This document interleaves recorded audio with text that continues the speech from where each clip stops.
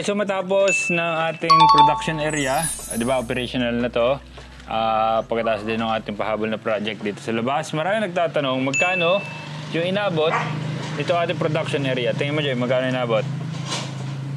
100,000. 100,000. Pero ngayon, titingnan natin, isa-isahin natin kung magkano ang inabot ng Chicken Pastil production area, siguro slash iba pang products natin dito. Tara! Okay, so bago yan, itur ko muna kayo kung ano yung itsura nitong ating Chicken Pastil production area. Ano? So dito, di ba, nung tayo ay nagpagawa ng Chicken Pastil production area, siya ay talagang rectangle lang, di ba? So yan, rectangle lang yan. And then, yung bubong natin is steel trusses na yan, color roof, long span yung ating bubong para tumagal at mas matibay. Okay? Tapos, di ba, nagpahabol tayo nitong ating project na ganito. Ganito. Tapos, hanggang dito, pahabol natin yan. So, tingin mo, Jay, magkano yung naging total na materials natin sa lahat-lahat ng yan? 50,000. Kanina sabi mo 100,000 ang total, tapos ngayon materials lang, 150. Ano ba yun? Mas tumas. Hindi ka pwedeng accountant. Okay.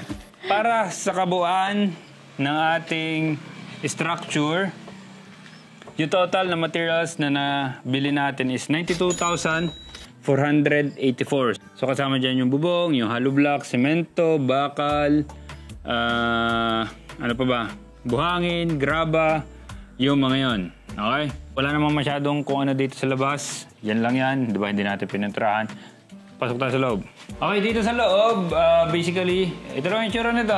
Nakita nyo naman nung tayo gumagawa, di ba? So, dito yung ating freezer, andito yung ating ref, andito yung ating lababo, yan.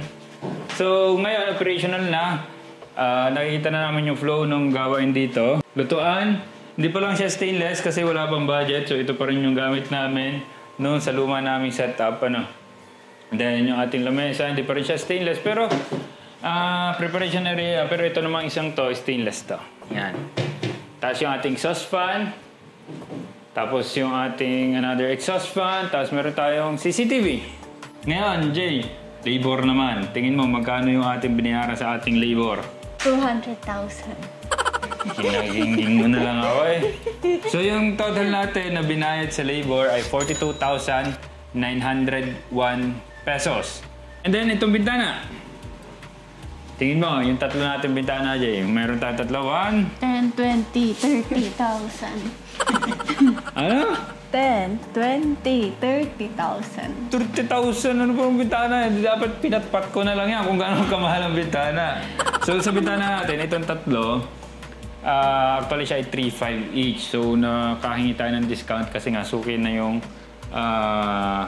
nag-install nung ating bintana. So, nakuha natin yan ng 10,000 pesos. Okay. Tapos dito, ito nga yung ating packing area. Dito rin yung ating stocks. Tapos dito yung ating packaging material. So, dito, wala pa lang tayong division. Pero ang bala ko dito, gagawa ko nung yung parang sa mga salas, yung division pag nagkaroon ng budget. Electricals natin. Di ba? Nag-DIY tayo dyan. Malaki yung natipid natin. So, tingin mo, magkano yung nagastos natin sa electricals? So, tingin mo, 5,000. 5,000? Dapat pag tumama ako may price. Malayo sa pagtama. Tatamaan ka lang sa akin. Ikaw tatamaan. Yung 5,000 na yung wire pa lang yun. Ang total natin nagastos ay 11,385 pesos. DIY na yun, ha? At dito sa setup na to. Siguro mayroon akong inefficiencies na sa design pero hindi na yung maglalalayo doon kasi mahal yung wire na quality, mahal yung materyales, ang daming wire na kailangan mo. Yan. Isama rin natin sa computation itong lababo. Ano? Kasi itong lababo natin, siyempre, kahit siya ay bukod natin binili, hindi mag-work itong ating production area na wala natin lababo, siyempre. Kasi dito naghuhugas ng kung ano-ano. Yan. So, syempre, alam nyo naman, napanood nyo yan. Itong nagastos natin dito ay 6,000. 6,000 yung bili natin dito. Okay? And then, syempre, yung CCTV natin, yan, yung mga CCTV na yan, Kasi gusto kong nakikita yung ating operation dito. Katulad ng sabi ko, protection ito namin, protection ko at protection syempre ng ating mga worker dito. Production area worker natin. So yung naging total natin dito ay 6,254 pesos lang naman para sa ating apat na CCTV. Ayan, binanggit ko na lahat kung magkano lahat yung ating mga gastos. Magkano ang total na? Tingin mo? Ano? Hindi ka nag-add? Ilan? Magkano? 90,000. Materialis nga ay 90,000 na, 92,000 na. Yung total natin na nagastos para maging operational, itong ating chicken pastil production area ay 169,024 pesos. Sagad na sagad yung cash natin sa ating chicken pastil. Pero okay lang yan. At least magkakaroon tayo ng iba pang product para ma-maximize nga natin itong production area. So yan. Ang total natin para sa katuparan natin yung pangarap natin na chicken pastil production area / other products pa natin na i-develop. So, yun. Sana nasagot yung tanong niya. Yun lang. Peace. Peace.